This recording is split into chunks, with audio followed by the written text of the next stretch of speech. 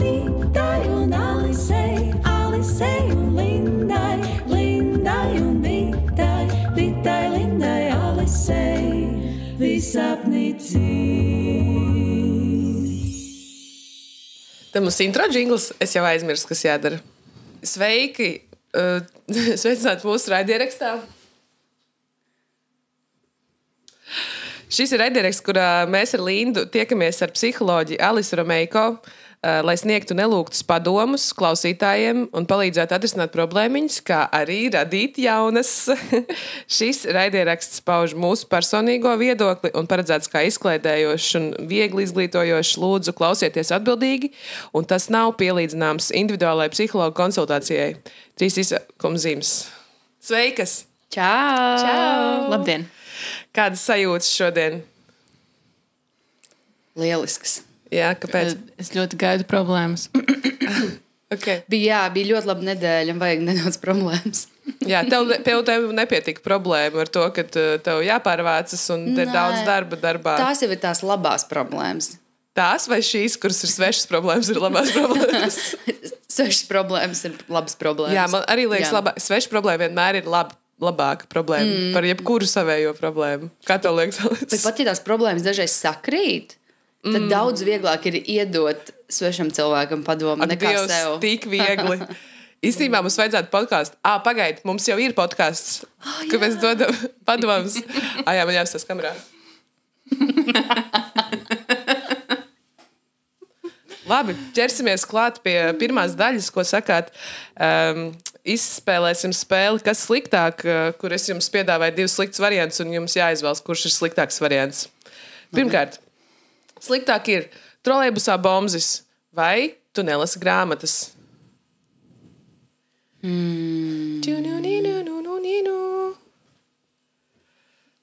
Sliktāk, ja tu nelasi grāmatas.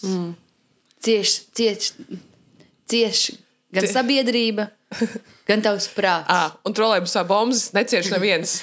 Cieši tikai sabiedrība. Es nezinu, citreiz ir bijis tā, ka man liekas, ka man arī smadzenes ir cietušas no tā mans prāts. Bet es varbūt piekrītu. Par smirdīgiem braucējiem vai reibumā braucējiem sabiedriskajā transportā ir iespējams ziņot un prasīt asistents palīdzību, bet kam ziņot, ja es nelasu grāmatas, kam man par to jāziņo? Kultūras ministrijai.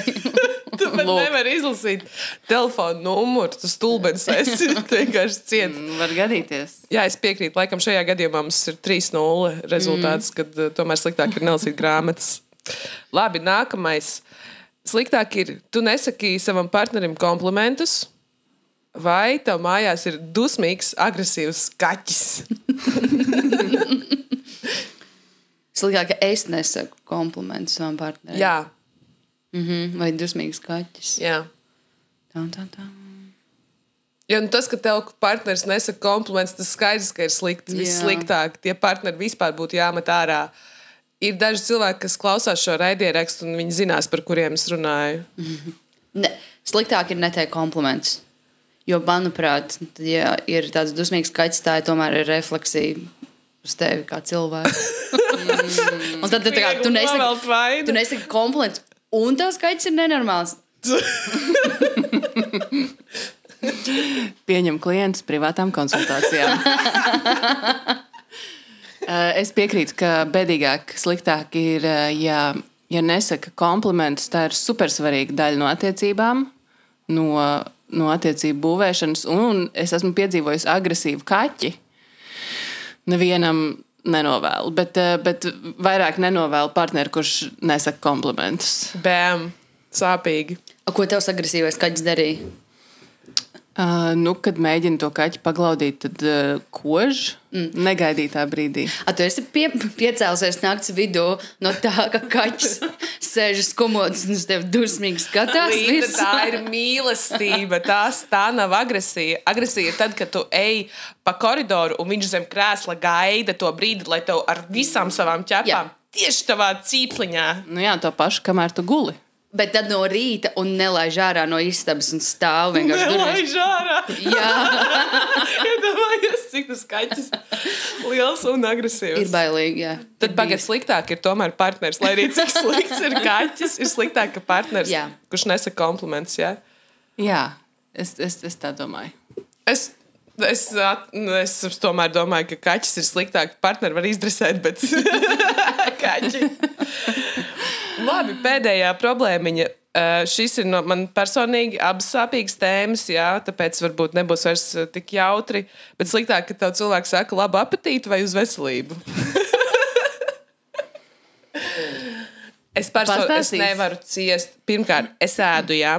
Man kartupelītes mutē. Kāds iet garām, kurš nav man gatavojis ēdienu šāds labu apetīti. Kā izskatās, ka es ēdu, ka man slikta apetīti. Dēļ, man tagad tikai slikts noskaņojums ir. Nav jāsaka labu apetīti. Ja tu man nepagatavoji ēdienu, tu man nesaki labu apetīti. Tu man nenovēli labu apetīti. Wow. Es nekad nebiju zinājuši šo par tevi. Uz veselību es čaudu 10 reizes pēc kārtas. Es nejokoju, es citreiz saskaitu. Un es čaudu 10 reizes dienā dažreiz. Uz veselību. Tu domā, ka tu esi labāks cilvēks no tā? Nē, es esmu saslimis. Varbūt, ka man ir alerģija. Ko tu te centies būt labāks, kā tu esi? Labi, es vienkārši nebiedalos, ja uzklausījāt manas sūdzības. Lūdzu, jūs atbildes. Tātad, ja tu jau ēd, acīm redzam, tev ir laba apetīte, un tad novēlēt to ir lieki. Ok. Par šķaudīšanu es personīgi ļoti izbaudu apsveikt cilvēkus, kurš šķauda. Ja šķauda 10 kārt, tad es arī apsveicu 10 reizes. Un tas man ir tā jautri. Tā kā, kas ir sliktāk? Laikam par to apetīti, es teiktu.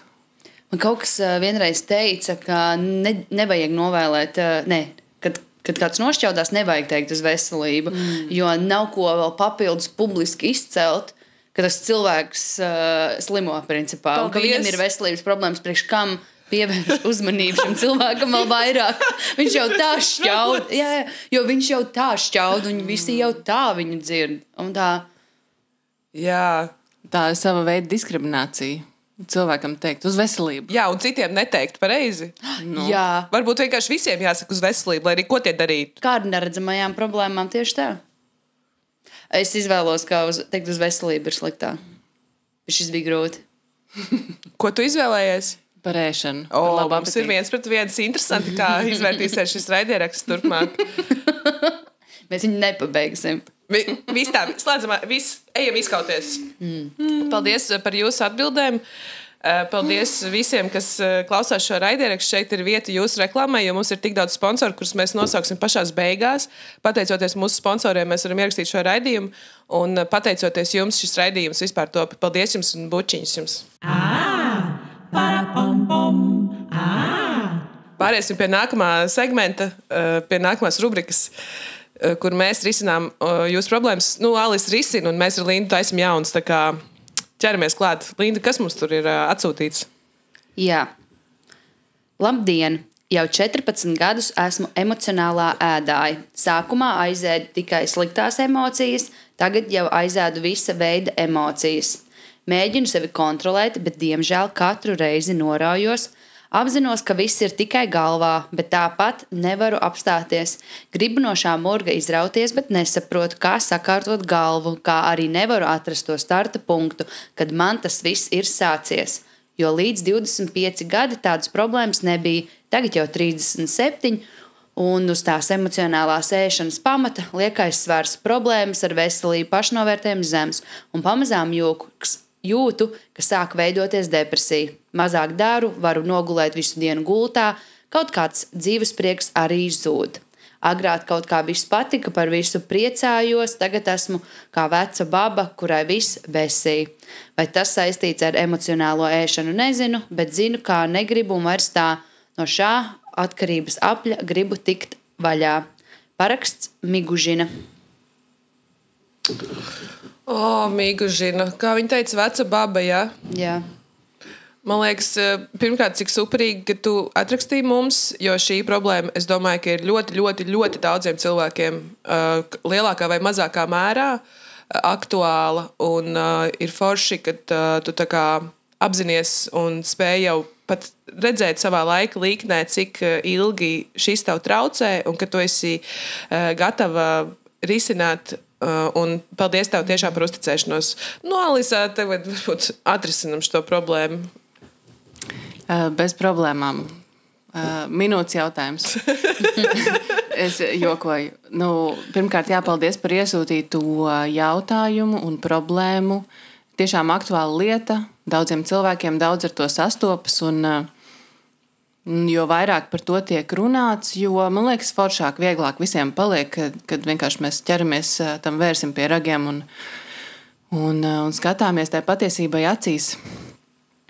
Un Migužina tavā vēstulē bija uz beigām, tu rakstīji tādus vārdus, tā kā es nezinu, vai tas ir saistīts ar emocionālo ēšanu, bet vēstules sākumā tu teici, es esmu emocionāla ēdāja, un tā kā tu jau to patiesību zini, tas ir tas, ko tu esi sapratusi par šo situāciju. Tā ir tāda emocionālā ēšana. Un skaidrs, ka loģikas tur nav. Un tas arī tas pats grūtākais, jo ar prātu tu saproti, kas un kā ir, bet tas nepalīdz izmainīt savas darbības. Un rodas tik daudz jautājumu, kāpēc tā un kas man jādara citādāk un kāpēc man nesanāk. Un es tomēr esmu centusies un mēģinājusi un gribas kaut ko mainīt. Ko gribēju piebilst, ir tik daudz jau saprasts par šito situāciju no tavas puses, un ar to es gribu apsveikt. Tu esi par to domājusi, analizējusi un nonākusi pie tāda secinājuma, ka tu negribi tā turpināt, tu gribi, lai kaut kas mainās. Un 37 gadi, ja es pareizi atceros, jā, tev ir vēl tik daudz gadu priekšā, un ja tu gribi, tev izdosies, un ir iespējams izmainīt lietas uz labo pusi, tas varbūt pat būs vēl grūtāk nekā viss, kas ir bijis līdz šim, bet tas noteikti būs to vērts, ja tu priekš sevis šito izdari un pievērsies risināšanai. Par risinājumiem, es teiktu, tas ir tāds terapeitiskais process, būtu jāiet pie kāda terapeita vai konsultējoša psihologa, un vislabāk, ja tas ir kāds, kurš ir jau strādājis ar ēšanas traucējumiem, vai ar kaut kādām tādām ar ēdieniem saistītām grūtībām. Tur būs daudz iekšējā darba. Ar emocijām, var sākt ar to, ka tu izdrukā emociju apli mājās un pilies pie leduskapa. Man liekas, mēs vienā no mūsu 20 sērijām šo jau pieminējām. Un var likties, ko tāds emociju aplis un tāds konsultēšanas man palīdzēs, bet tās lietas tiešām var palīdzēt. Un, ko es ieteiktu vēl priekš sevi, saprast, cik gatavi tu esi kaut ko mainīt, pajautāt sev šito. Tādā vērtējumā kaut kur no 0 līdz 10, kur 0 ir neko negribu mainīt, nedomāšu par pārmaiņām, un 10 ir, kas man jādara, es esmu gatavs darīt jebko, lai mainītu kaut ko. Man liekas arī svarīgi, ka tās pārmaiņas, tas nav tāds, labi, es esmu gatavs, es metos iekšā 10, ka tas ir līdzīgi kā ar visādām citādām atkarībām, ka tas ir tāds ceļš, kur tu esi priekš, tad tu citreiz atkrīt atpakaļ, un ka tas visu laiku ir tas tā kā lēmumu pieņemšana bezmaz vai tagad stundu, vai tagad vienu dienu, vai šodien, ka tu darīsi atkal tā, lai tev kļūtu labāk ilgtermiņā, un arī, ka tas ir normāli, ka tā līkne nav 45 grādi, tur bēm pretī manam 34. izmēram, jā. Mēs tieši ar Alisu pirms šī raidieraksta runājām, kā mums pieaug ķermeņa apkārtmēr par katru gadu viens izmērs, un tā kā vispār, ko tas viss nozīmē, tas ir mūsu citā podkāstā, kur mēs runājam, katru gadu viens izmērs pieaug klāt, klausieties visās raidierakstu platformās. Jā, ka tas ceļš nav, tā nav līkne, tas būs drīzāk tāds šuļimuž, tāds samežģījums, un varbūt vai es varu, vai tas ir ieteicams iet tajā iekšā jau ar tādu domu, ka šis nebūs 45 grādi, šis būs tagad process, un ar kādām domām varbūt vispār sākt to? Ļoti labs tāds realitātes termometrs. Tā būs iespējams grūtākā lieta, ko tu savā dzīvē darīsi, un atkarībām tiešām tipiski ir tas, ka ir tādi atkritieni pa ceļam, līdz cilvēks nonāk tajā savā vēlamajā, tīrajā, ideālajā galapunktā, kas bieži vien arī nenotiek. Tā kā negaidīt no sevis pārāk daudz, uzlikt tādus sākumā mazus mērķus, mazus soļus. Piemēram, tas var būt, pirmais solis, es atradīšu kādu cilvēku, ar kuru es būtu ar mieru strādāt pie šitā.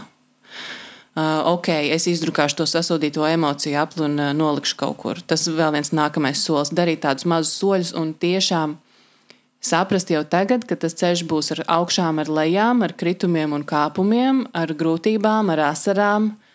Tas galīgi nebūs viegli, bet ceļš ir un tas ir ejams vispār. Vispār tas ir izdarāms, bet būs ļoti, ļoti grūti. Alis, esmu dzirdējusi, ka emocionāla ēšana arī tas ir jaunu, tagad latviski nemāku pat atcerēties to vārdu, jaunu pattern. Kas ir? Ieradumu, jaunu ieradumu veidošana un kā piemēram, piefiksēt, kas ir tie triggeri, kāpēc, kuros mirkļos tieši visintensīvāk notiek šī emocionāla ēšana, un tad apzināti mēģināt veidot jaunus ieradumus, un attiecīgi konkrētā lieta, konkrētās emocijas vai konkrētā izdarība no citu puses, piemēram, vai kaut kas notiek manā dzīvē triggero, tad es mēģinu iet un izdarīt kaut ko citu uzreiz tā vietā. Es nezinu, tas varbūt radīs citu atkarību, bet varbūt veselīgāku. Varbūt nē. Jā, arī ļoti laba perspektīva, ko tu tā kā pacēli gaismā. Tieši tā, tas ir par jauniem ieradumiem. Ja mēs iztēlojamies to Migužīnas versiju, kurai nav emocionālās ēšanas problēmu, tas būs cilvēks ar citiem paradumiem, citu dienas režīmu un reakcijām uz notikumiem nekā šodien. Tas būs pēc ieraduma skatījuma tā kā cits cilvēks. Tu rīkosies citādāk, tu domās citādāk, tu arī jutīsies labāk, jo tu būsi sākus sasniegt savus mērķus un pārvarēt savus iekšējos šķēršļus. Bet tā nokļūšana no vienas versijas uz otru nav vienkārša, nav ātra. Mēs nevaram vienas dienas laikā kļūt par pilnīgi citu cilvēku, un turklāt uz labo pusi. Atvaino, bet kā? Nav iedvesmojoši vispār. Un tas, ko Linda tu pieminēji par tādu palaidēju mehānismu izzināšanu, pamanīt, piefiksēt, iemācīties, kas ir tas, kas ir tie momenti, kuros man sagribās vienkārši pieēsties vai vēl našķīt nopirkt vai kaut ko. Kas ir tas, kas mani pavelk uz šito, un tad iet dziļāk tajos jautājumos. Bet to ar speciālistu var darīt tādā drošā, atbalstošā vidē, analizēt kopā, kāpēc man sagribējās šo bulciņu, ko kāds pateica vai izdarīja, kas lika man domāt, kur ir tuvākā bulciņu kafejnīca. Es zinu, ka man tā ir bulciņas, ir mana lieta. Un tālāk, kāpēc šī lieta mani tik ļoti aizskar? Kas tur ir par maniem ievainojumiem? Kā šitais atsauc uz mani? Kāpēc šī ir mana vājā vieta? No kurienes tas nāk? Un kāpēc vēlreiz saku, tā kā ar terapeitisku atbalstošu personu vislabāk, jo tas cilvēks palīdzēs uzbūvēt kaut ko tavā iekšējā tukšumā, kurš ir šīs atkarības cēlonis. Ir tas iekšējais tukšums, kur ir tāds akacis. Labi, ko man Googlē rakstīt? Kas ir tas, ko izklausās pirmkārt Migužina, ka tu viss tev pietiek 12 gadus, tu esi dzīvojis šādu dzīvesveidu, tagad laiz kaut ko jaunu pamainīt. Izklausās, ka tu esi gatava mainīties. Un tas ir riktīgi forši. Man tā izklausījās. Man liekas, viņa tāda noguras, jo tas vecais mētelis jāvelk jau nostrt vai kaut kādu jaunu aciņu, kaut kādu bišķi varbūt dārgāku, sarežģītāku. Ko man rakstīt Googlē? Kas ir tie atbalsta mehānismi, cilvēki? Tuvākais terapeits. Tuvākais terapeits vai? Ēšanas traucējumu terapeits. Terapeits, kas palīdz pret ēšanu. Labākais ēdiens. Terapeitam. Jā, visi iepriekš minētie tiešām googlēt emocionāla ēšana terapija. Terapeits. Un pēc kā man izvēlēties kaut kā lokācija? Pēc sajūtām, pēc lokācijas. Ja tu gribi dzīvē tikties ar savu terapeitu, tad, protams, būs daudz efektīvāk, ja tas ir tuvu tavām mājām vai kaut kur pa ceļam. Ir daudz iespējas arī tiešsaistē sazvanīties. Varu bišķiņi ieteikt arī tādu platformu pasaki.lv, kur es un mani kolēģi strādājam ar daudz dažādiem cilvēkiem, kur tu vari sameklēt specifiski tos, kuri, piemēram, strādā ar ēšanas traucējumiem. Kā izvēlēties, sako savām sajūtām.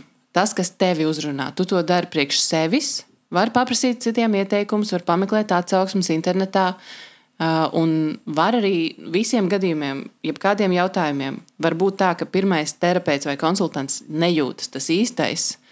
Un nepadodies, meklē, googlē, piesakies uz pirmo sarunu un aizēj noskaidrot, vai tev var palīdzēt, noskaidro visus tos jautājumus. Un kā tas izskatītos, un ko tas no manis prasīt, un cik ilgi, un vai vispār tas ir iespējams. Satikties ar kādu dzīvē un izrunāt visas šitās pamatlietas. Jo, protams, mēs te to sakām, mēs tev ticam, un mēs gribam tevi redzēt tavā foršākajā, stiprākajā, jaunajā dzīves posmā, kur tad, kad pienāk, teiksim, tava 40. dzimšanas diena, tu jūties tik labi, kā vēl nekad savā dzīvē. Jā, 40. dzimšanas diena kā mērķis, kur tu jau esi jaunā migužina, tu esi jaunā formā. Tev izdosies, mēs tev ticam, mēs tev atbalstam, paldies tev. Tu esi super, mēs jau redzam, tu esi labākā. Jā, paldies par jautājumu. Lai veids. Mums ir vēl kāds jautājums? Jā, mums ir tāda sajūta, ka es nekad neatradīšu mīlestību. Kādu, ar kuru turēties rociņās, baudīt rudeni, kadlot un darīt visas citas romantiskās lietas. Tinderis nestrādā, draugi arī. Tā it kā man vajadzētu nestrādājošu vīru. Reāli skumji. Avenes paraksts. Avenes, paņem sunīti. Es pajokoju. Nē, es arī nejokoju. Suni paņem, bet šis izklausās arī pēc tāda plašas problēmiņas. Ir tik daudz tādas vientuļās sirsniņas, kas meklē sev kādu, ar ko sadoties rociņās, un liekas, visas cerības jau zaudētas. Es būšu viens kā pirksts visu savu mūžu. Ko man darīt tu? Ko tu man pateiksi? Alis, notrisini man problēmu. Ja es varētu tūlīt un tagad piegādāt perfekto partneri, ar kuru viss garantēti sajies, notiks un viss būs baigi forši, es nekavējoties to darīt. Sev. Visiem. Noteikti visiem. Katrs to ir pelnījis, un katrs, kurš vēlas, katrs, kurš to grib, tiešām to ir pelnījis, un tev nav jāatbilst nekādiem standartiem, lai tu būtu mīlestības vērts un labu attiecību vērts, un jā, man ļoti žēl un sāpīgi dzirdēt šādu vēstuli, bet tā ir tā realitāte, kā Dīta teica. Ir daudz tādu vientuļo sirsniņu, un pirms es komentēju tālāk, es gribēju pajautāt Lindai, kā tev bija to klausīties? Kā tev? Man uzreiz, ne. Man vienmēr ir žēl, ka tā cilvēkiem, ka vairāk nevis tieši par tām romantiskajām attiecībām, bet vienkārši tas, ka tu kaut ko ļoti vēlies, fakts kā tāds, ka tu kaut ko ļoti vēlies un to tu nevari dabūt. Un šī ir no tām lietām, kas kaut kādā mērā ir ārpus no tavas paša kontrolas. Un tas ir tas muļķīgākais. Es, piemēram, es gribu jaunu kleitu, es aiziešu un es viņu nopirkšu. Bet ar attiecībām tā tas gluži nestrādā. Un tu vari būt, un visticamāk jau, ka tā ir, man liekas, ka tas ir svarīgi atcerēties. Tā nav refleksija par tevi, tu neesi slikts cilvēks, tu neesi nemīlējams cilvēks, bet tu esi ļoti labs cilvēks, vienkārši apkārt nepagadās pa ceļam tie, kas varbūt arī paši sēž mājās, arī vēlās tieši to pašu, bet ir bail iziet pasaulē. Un tad tās ir, man liekas, tādas grūtākās problēmas, kurās ir tomēr atrisināšanā iesaistīti citi cilvēki. Bet nesen lasīju, ka Japānā kļūst arvien populārākas draudzību kāzas, ka draugi, gadu gariem esoši draugi labākie precās, pat ieņem bērniņus caur to IVF procedūru, veido ģimenes, bet noņem vispār visu to romantisko aspektu nost, jo tas ir par kopā būšanu, laimīgu dzīvi, vienotu mājsaimniecību un tā. Bet, daudz dažādu veidu ir, bet tas, ka kaut kur citur kaut kas tā noteikti nemaina faktu, ka tu vēlies tomēr tās savas romantiskās attiecības, kas ir diezgan pašsaprotami, jā. Visas jūtam līdzi, visas gribam piepildīt šo tev un arī citām vientuļām sirsniņām. Tu noteikti neesi viena. Šādā situācijā tu neesi vienīgais cilvēks, kurš jūtas precīzi, draņķīgi tieši tādā veidā, kā tu jūties par šito. Un tur ir kaut kas, ko mēs nevaram ietekmēt. Tur ir daudzas lietas, ka mēs nevaram likteņa vietā tev atsūtīt, nolikt to cilvēku tavā acu priekšā. Un mēs nevaram, teiksim, ar kādiem partneriem, ar kuriem tu mēģini veidot šo silto sajūtu un tādu pastāvīgu tādu attiecību gaitu. Mēs nevaram tavā vietā, tā kā, piemēram, atrisināt jūsu kaut kādus šķēršļus. Bet tur ir vienmēr ir kaut kādas lietas, kuras tu vari darīt, kas ir tavos spēkos. Piemēram, nepalikt viens. Ja tu esi nogurusi meklēt un iepazīties un cerēt, labi, tu vari uzlikt uz pauzes kādu brīdi, varbūt šo sapni par attiecībām, bet noteikti nepaliec viena, neizolējies, turpini satikt draugus, turpini sevi vest uz kādiem randiņiem, izklaidēt, novērst savas domas, varbūt palasīt kādu romānu, viena vai cita žanra, vienkārši izklaidēt sevi, kamēr tas nenotiek, kamēr tās attiecības nav atnākušas. Un es tiešām no sirds novēlu, lai piepildās tavs sapnis un tavas vēlmes. Nepadodies, dod sev iespējas un lai vai kā būtu, uztur kontaktu ar cilvēkiem. Nepadodies arī uz cilvēkiem, neatsakies no pēdējām cerībām. Man vēl 2 lietas īstenībā, kamēr tu runāji, es atcerējos, pirmais, iespēja radīt jaunu problēmu. Es esmu gatava. Ja cilvēks nevis pieņem lēmumu, bet saprot, visu dzīvi būšu viena pati, tad ir jāsāk sadzīvot ar sevi. Un tad tā ir arī baigā problēma, ka tev jāatrod veids, kā dzīvot ar sevi. Ja tu pieņem tādu faktu, viss nebūs šīs romantiskās attiecības. Kā padarīt savu dzīvi patīkamāk pašai ar sevi? Jā, tieši tā. Womanizers. Bet otra lieta, un tas nav tieši par to, kas tika uzrakstīts šajā sūdzībiņā, bet vispār, ka cilvēki nav gatavi, sabiedrība vispārīgi, un tas tāds mans vispārējums un pieņēmumi, kas varbūt kaut kur nav patiesi. Gan negrib nodoties tam, Dievs, nemāk runāt latvijas, commitmentam. Kā tas ir? Saistībām. Linda ir so international. Womanizer. Mrs. Worldwide. Šis ir īstenībā international podcast. Bet jā, ka tu kā visu laiku kaut kas vairāk, kaut ko labāk, ka mēs ejam un kaut kas būs atnāks jauns un foršāks un tā nevar tā būt. Kaut kādā mirklī ir, un tas nav par pieņemt kaut kādu viduvējību vai kaut kādas meha lietas dzīvē, bet tā kā nav kaut kādā mirklī, kaut kam ir jāpiekrīt. Kaut kas ir jāpieņem un jādzīvo tālāk, nevis visu laiku. Kur ir mana sapņu zemē? Teiksim tā, uzrakstīt tā skaistā ainiņa, kur mēs apskaujamies un ejam romantiskās rudens pastaigās, kamēr lapas palēninājumā krīt saules gaismā. Tas ir reāli iespējams, bet atsaucoties uz Lindas teikto, tas būs 1% no attiecību kopējās pieredzes. Pārējie 99% būs viss pārējais, gan pozitīvs, gan negatīvs. Laulība un attiecības vispār tas esot tāds kompromiss. Es esmu dzirdējis tā sakām. Un, ja mēs padomājam, mūsu ideja par romantiskām attiecībām ļoti daudz sastāv no kaut kādām fantāzijām, dažādos mākslas žanros, televīzijā, grāmatās. Un viens klikšķis, ko var sev galvā tā kā pārslēgt, ir aizmirst par visām šitām idealizētiem mīlas stāstiem un ļoti realistiski paskatīties sev apkārt vecāku un vecvecāku attiecību stāstus. Kur vecāku? Ko realitātē ir nozīmējis mūsu 3D vidē, kas nav ekrānā, kas nav grāmatā, kā ir izskatījušās attiecības, mīlestība, kopā būšana vai šķiršanās, kas ir tā realitāte par attiecībām un ko tas ir prasījis, piemēram, no mūsu vecākiem, lai mēs piedzimtu. Tur ir tik maz rožainu lietu.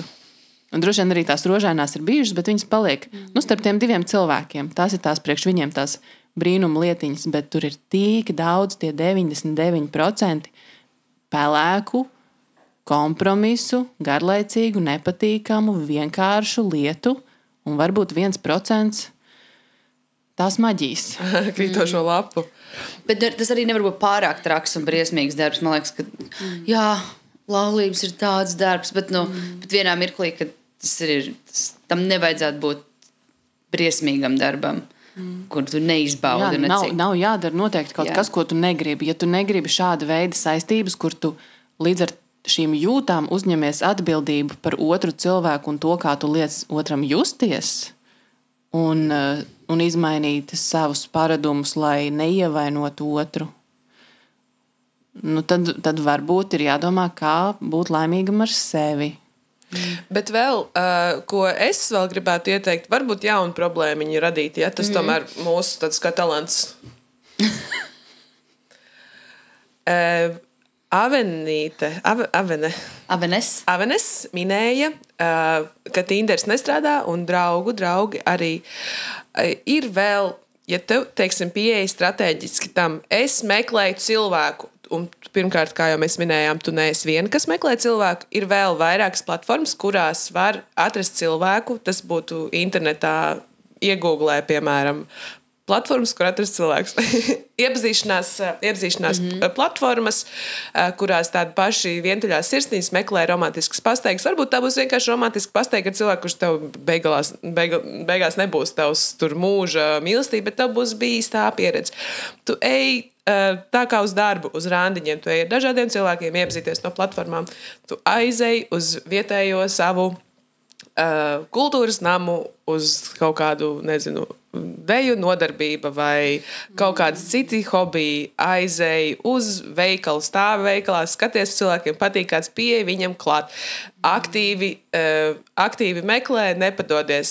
Un būs cilvēki, tev būs tās pieredzes, tie romantiskie un rociņās sadošanās, un tu varēsi izbaudīt, iespējams, pat zelta rudeni, tā kā ķeries klāt. Izklausās, ka tu esi gatava atrast savu cilvēku, un ja tev apnīk meklēt, atpūties, pavadi laiku ar sevi, iepatīcies pati sev, un varbūt, ka tas īstenībā pat nav arī tāds mūža, viens uz visiem mūžiem cilvēks.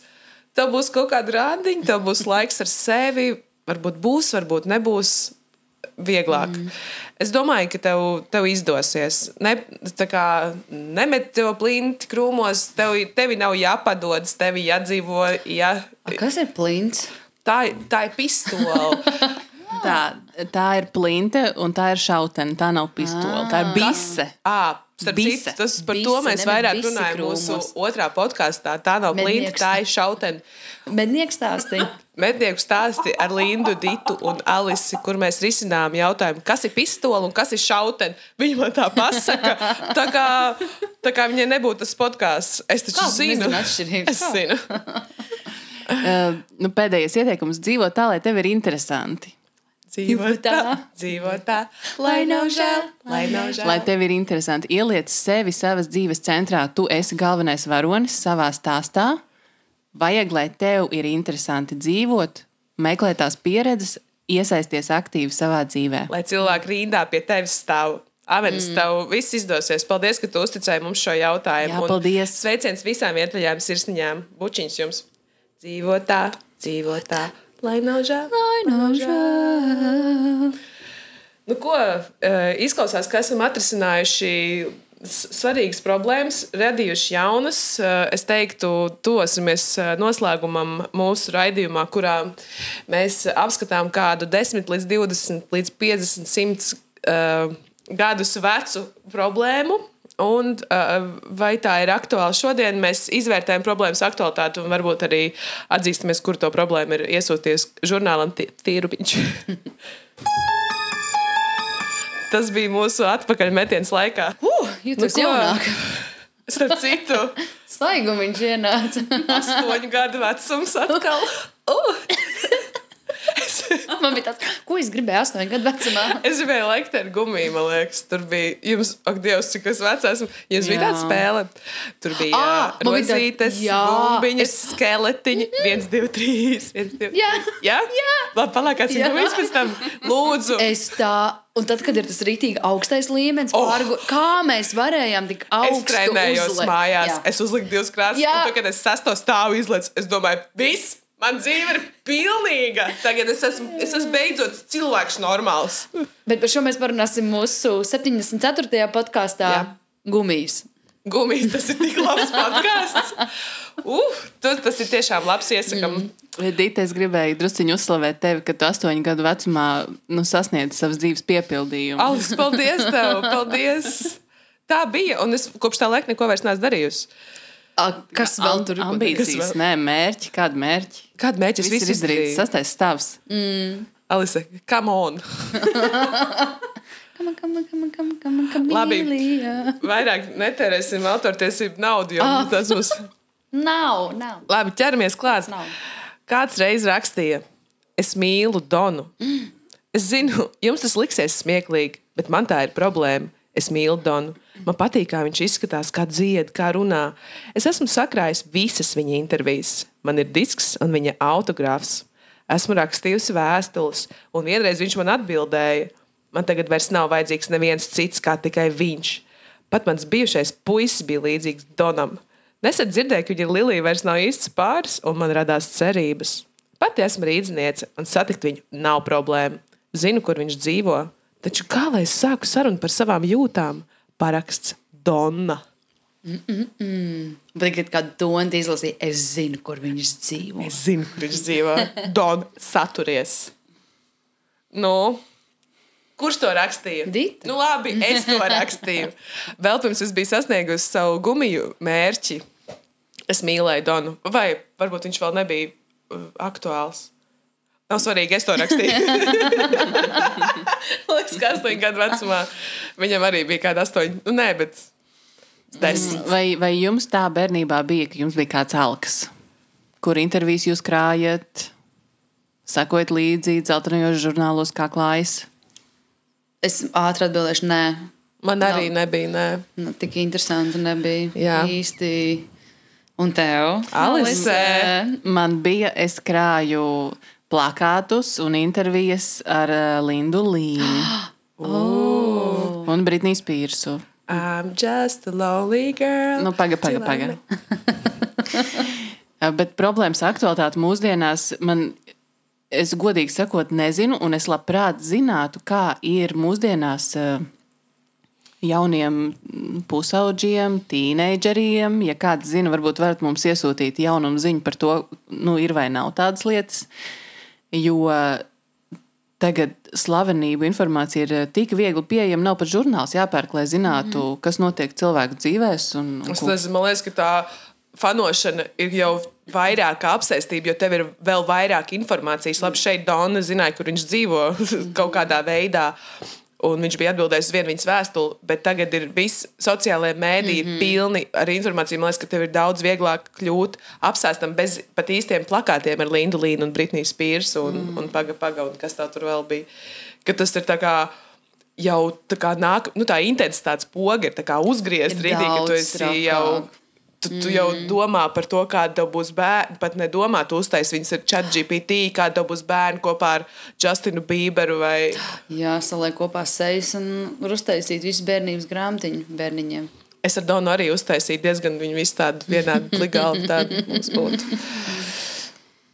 Bet noteikti tā apsēstība ir aktuāla. Jā, man liekas, ka šis ir visu laiku kopš Beatliem. Varbūt arī pirms tam bija kaut kādi, par ko elkot. Jēzu, jā, piemēram. Bet viņš ir diezgan hotdžeks, tā kā... Viņš varēja sagādāt vīnu jebkurā situācijā. Jā, kā par viņu nefanot? Es saprotu, ka viņam ir tik daudz fanu šodien. Fani. Tad mēs vienojamies, ka šitā ir joprojām aktuāla problēmiņa.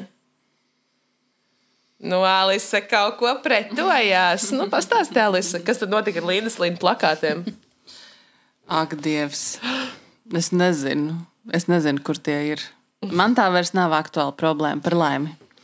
Pusauģu vecumā tas ir tā ļoti normāli meklēt iedvesmas avotus, jo cilvēks kļūst pieaudzis un brīvāks no ģimenes, no vecākiem, un vecāki vispār neko nesaprot, un ir tik forši, ka ir kaut kādi ideāli cilvēki pasaulē, kā Justins Bībers, piemēram.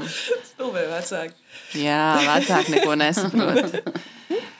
Un savā ziņā tad slavenībām un arī pat tādiem Latvijas mēroga publiskiem cilvēkiem, publiskām personām ir ļoti liela atbildība būtībā par visu, ko tie liek gan savos sociālos tīklos, gan kā uzvedas publiskos pasākumos, kas par viņiem pēc tam tiek tā kā reflektēts, kā viņiem tur vai šitur gāja, ko viņi darīja.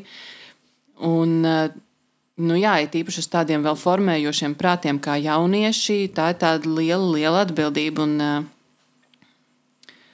bieži esmu kaut kā iedomājusies, no vienas puses liekas, ka slavenībām ir bagāta un vienkārša dzīve, bet īstenībā es esmu tik pateicīga par savu vienkāršo, parasto dzīvi, kur man neseko paparacī, es varu būt, kas es gribu būt, man nav kaut kāds spiediens no svešiniekiem par to, kā viņi man iztēlojas un ko viņi no manis gaida.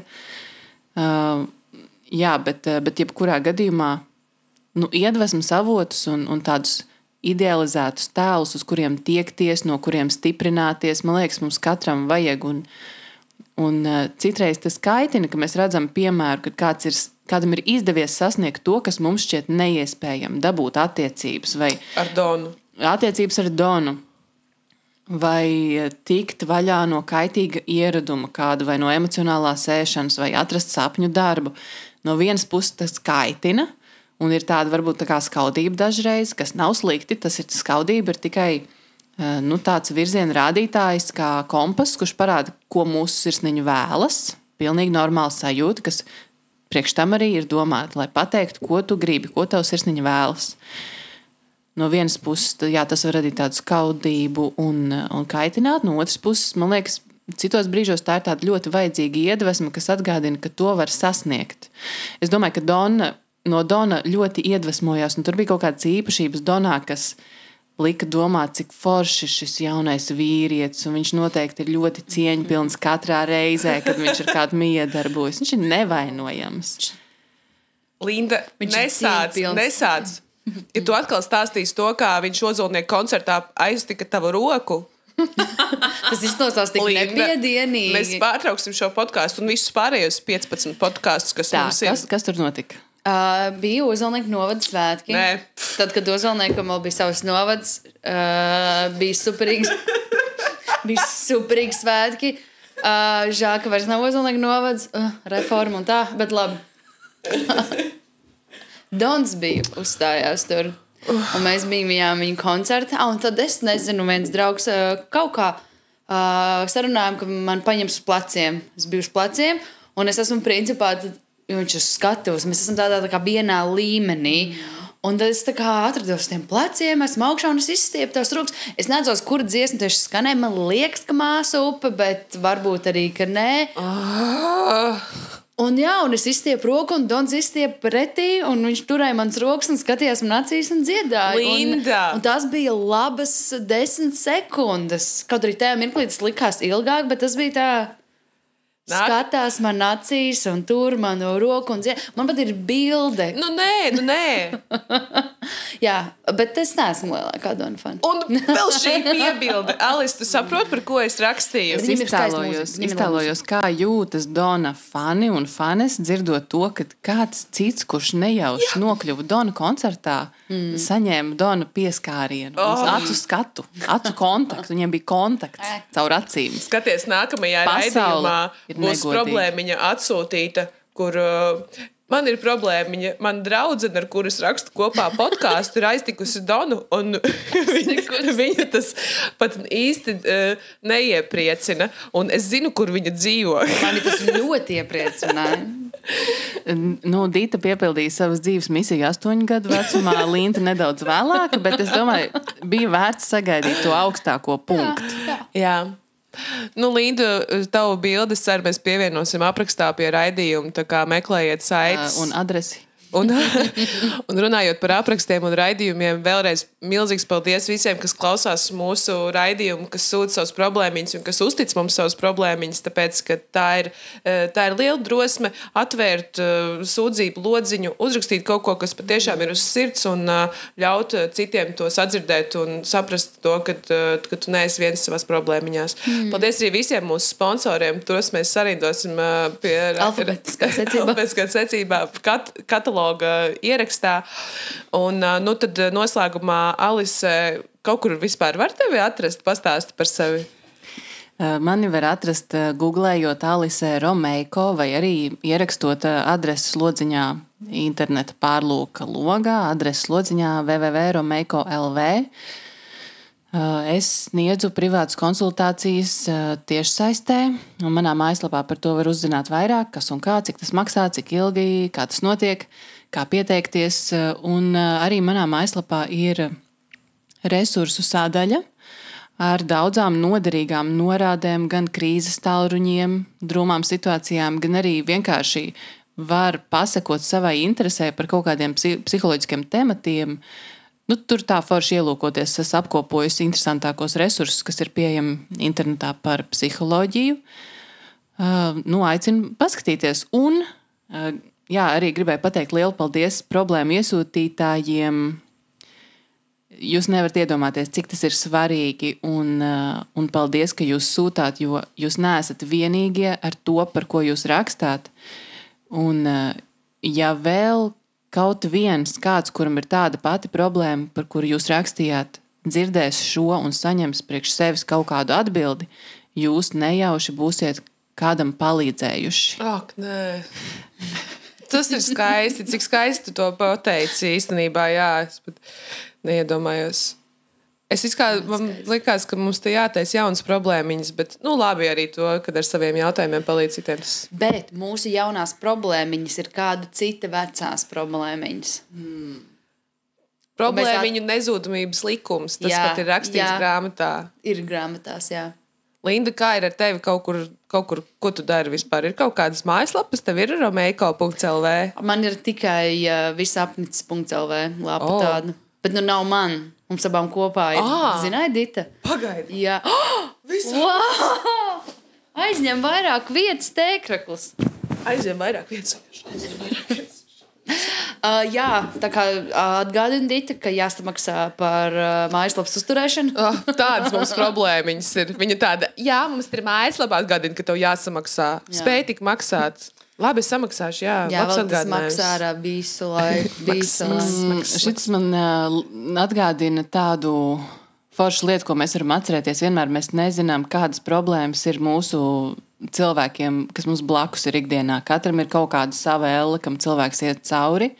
Būsim iejūtīgi, līdzcietīgi, vērīgi viens pret otru.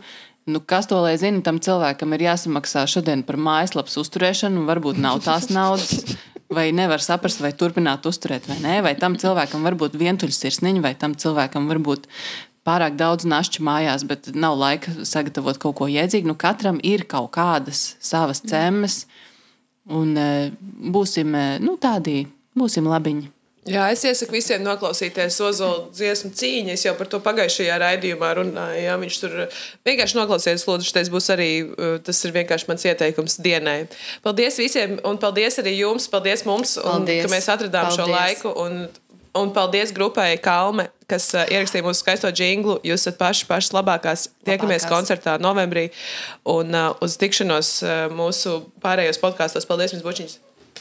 Atā! Dita un